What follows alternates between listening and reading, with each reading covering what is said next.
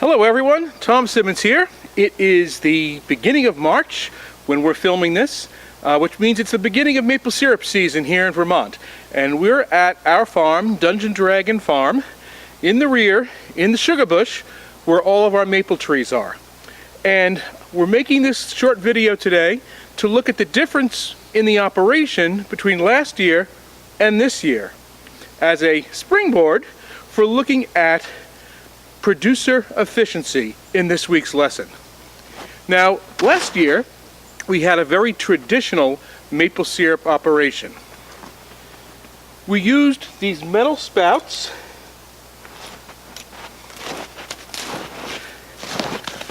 which were drilled into the tree,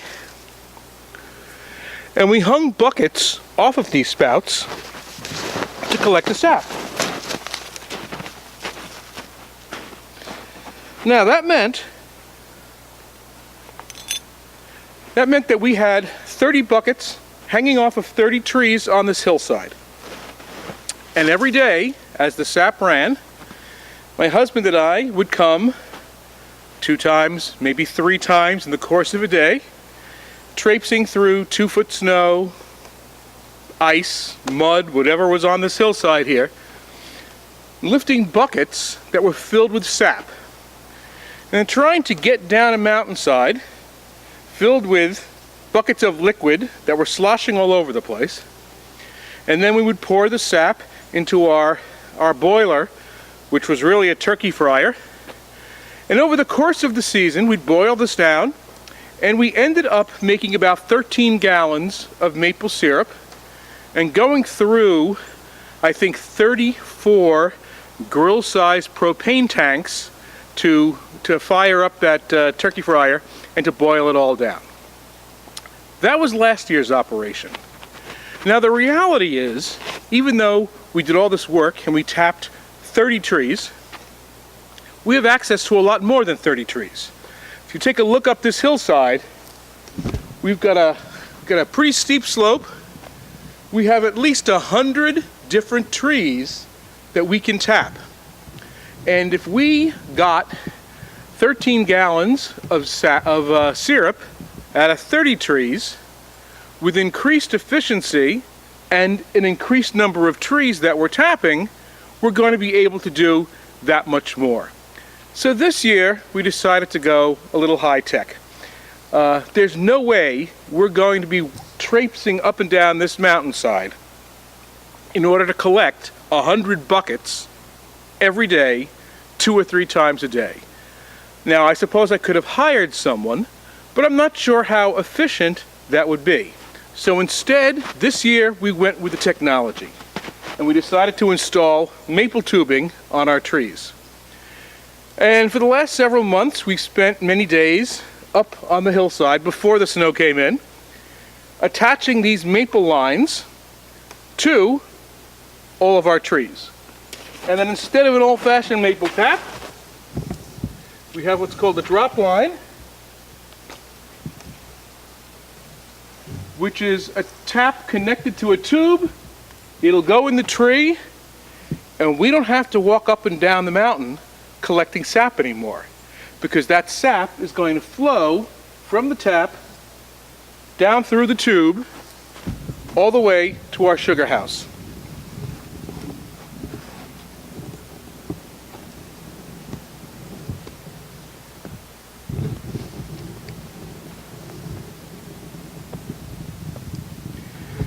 Now, just a footnote here. Those of you who do maple syrup, you'll notice these lines are pretty loose right now, and you're saying, what is he doing? That's because we're out here after videoing today. We're going to need to tighten up these lines from tree to tree. This was just the initial layout to make sure we had it down. But now we're going to be able to collect sap from 100 trees 24 hours a day, because it's all dripping down without human labor, and it will be collected in a 260-gallon storage tank that we picked up pretty cheaply on an internet ad before it goes into a real boiler that in the future will be fired not with gas but with wood that we've actually cut on our own property, which costs us nothing. So in comparing last year's operation to this year's operation, obviously we've made quite a few changes. And as we're going to go inside the house right now, get out of the snow, get a little warmer, and we're going to look at concepts, such scary sounding concepts like the marginal product of labor, the marginal revenue product, and the difference between short run and long run planning as it affects producer efficiency. Okay, we're back in the house now, warming up, and what I'd like to discuss now is producer efficiency, and we're going to use the experience out in the sugarbush and some of the stories I told you about our operation as the context for understanding the different parts of producer efficiency. The first item to understand is that when a producer is making a good or service, there are certain inputs that are required to make that good. And these inputs are called the factors of production. Now, traditionally, economists have divided the factors of production into three different categories: natural resources, labor, and capital. And we have a good example of all three of those right here in the sugarbush. Natural resources is what it sounds like. It's something occurring natural in nature. It's the land. In our case, it's the trees. It could also be, if you are mining, it would be the ore in the ground. It would be anything you are raising or growing as a crop. It could be animals. Anything that is naturally occurring comes under the category of natural resources. Labor is what it sounds like. In our case, the labor would be the two of us who live here, Danny and myself, who would go out and get the buckets of sap every day, and who would bring it to the boiling operation, and who would boil that down and then can that in jars for sale. Capital is probably the most difficult for many students to wrap their head around. Capital, a lot of people will think of as money. But when we are speaking in economics terms and we're looking at the operation of a business, capital not only does not always refer to money, it usually does not refer to money. It usually refers to equipment and technology, machinery. So the capital that we have on the operation here includes the boilers that we use to boil down the sap with. It would include a computer system. It would include the gas-powered burning operation. And later, this year, it includes the tubing that we're using. So anything that is a piece of equipment that you use to make some other good is considered capital. Now, the reason we break the inputs down into these categories is because they behave differently, and the firm, the business, behaves differently in the short run versus the long run when dealing with these inputs. Now, let's go to that next concept, and that is short run versus long run production. In the short run, we're talking about production in a very brief period of time. Now, what that period of time is not a hard and fast rule. It could be a year, it could be a month, it could be longer or shorter. It basically depends on the nature of that operation.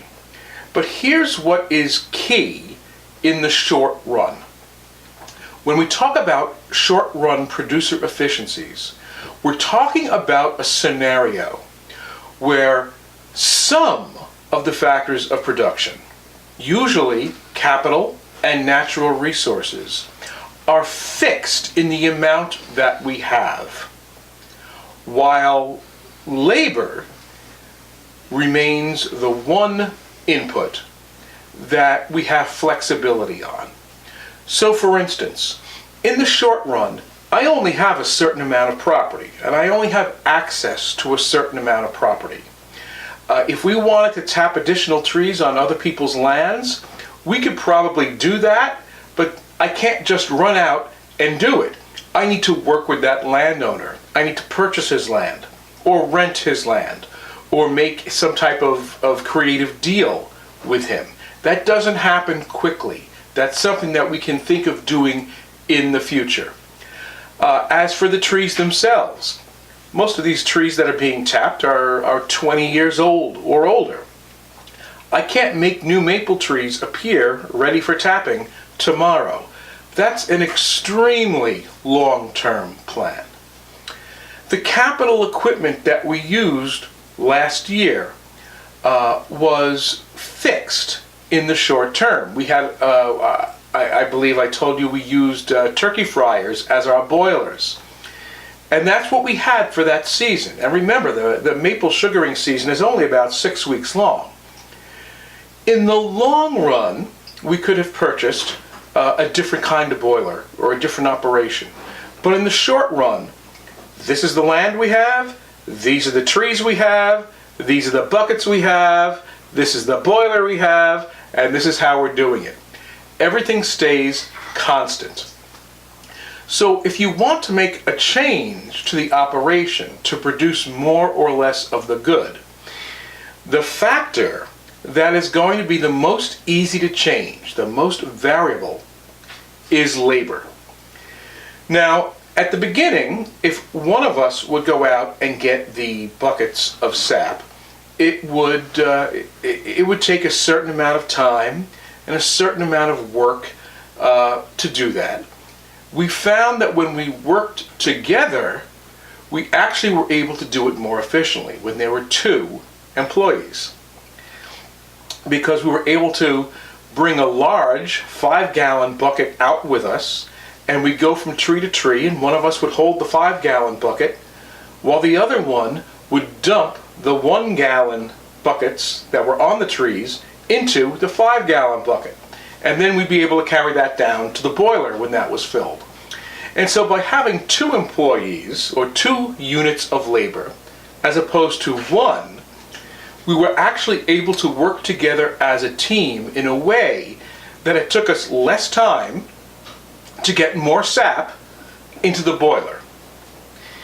Now, because labor is variable, you can change that fairly quickly. We could, if we wanted to, have hired a 3rd person. We could have brought a 3rd unit of labor into the operation. Now the question becomes, what would that 3rd unit of labor actually be doing? Well, they might be teaming up with us, but I don't know that we get very much more production as a result of having 3 of us emptying 1 gallon of sap into a 5-gallon container. It could be, it's possible that we could have sent that 3rd unit of labor up the mountain to actually tap and collect sap from trees that we couldn't get to. And that raises the question, would that have been an efficient use of a 3rd unit of labor? Well, if Danny and I, working as a team, can handle 30 buckets a day, that's an average of, let's say, 15 buckets each, right? There's 2 of us, we're handling 30 buckets, so we're handling 15 buckets each. If we hired a 3rd person and sent them higher up the mountain to get buckets and retrieve them and bring them down to the boiler, they may, depending on who they were, they may have been able to do 15 buckets. Maybe they could have done more. There's a good chance they would not have been able to do 15 buckets though. In fact, I'd say they'd probably do maybe 10 or 12. And the reason for that is because the trees that we'd be sending them to are further up the mountain, require a longer distance, and is a little more difficult, a little more slippery, a little more slow going to bring those buckets down from the top of the mountain down to the bottom. So, chances are we would have gotten more total sap, more total trees tapped, more maple syrup produced. But the addition of that third person, well, it may have been worthwhile, would have been just a little less efficient than the two of us working on our original 30 trees. Now, that's not necessarily a bad thing. It's actually quite a natural phenomenon. When we went from 1 to 2 employees, we were able to make our work much more efficient. We more than doubled our work. Bringing on that third person helps us produce more, but the additional amount that's produced by that third person, which is called the marginal product of labor, the additional that's produced by that third person is a little less than what Danny and I each produce already. 15 buckets per person. And if we brought a fourth unit of labor on, we might even get, more trees tapped and more sap brought down the mountain, but that person might only be able to handle 10 buckets because those trees are so far up the mountain. As you see, as we add additional units of labor, we get more work done, no doubt about it.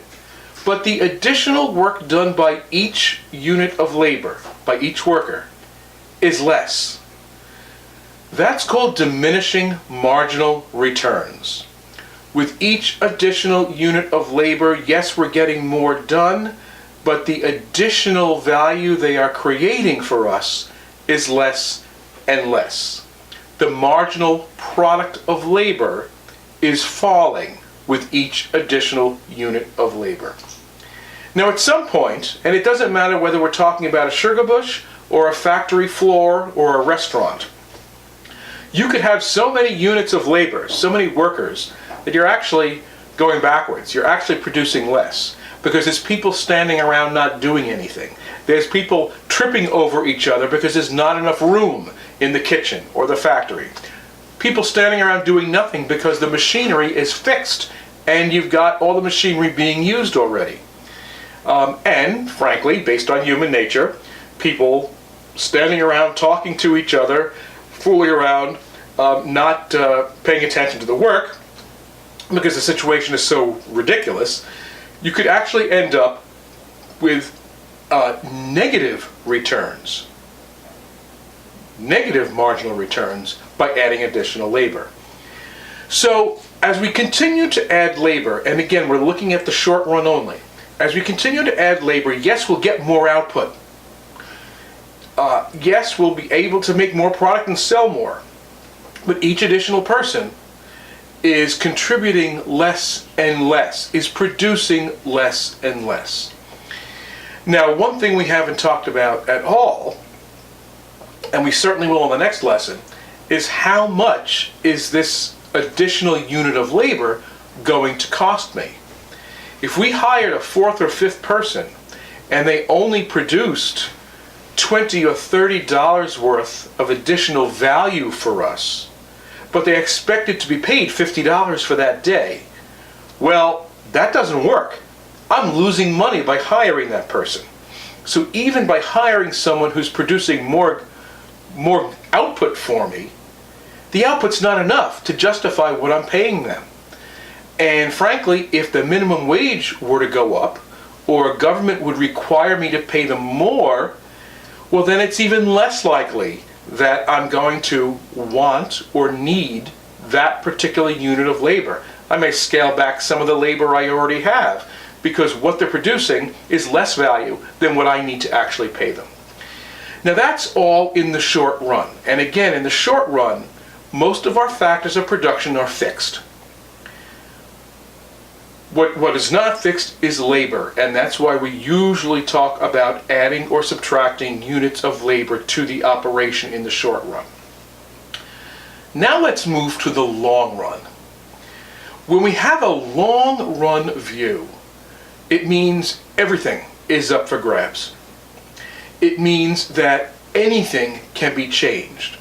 And when we were out in the sugar bush earlier and I was telling you about the changes we were making this year and in the future compared to how we operated last year, that was all the result of a long-term production planning. When we decided to change from buckets to tubing, that was a long-run change. We actually did make a deal with a neighbor to use their trees. So the amount of land and the amount of trees we have access to, that has changed. That's long-run planning. The idea of moving from our turkey fryers to a large commercial boiler unit is a long-term planning issue, and it's a long-term expense. So in the long run, we're not just able to play with the units of labor, we're able to play with the amount of capital equipment that we have and the amount of natural resources that we have that serve as inputs to the production.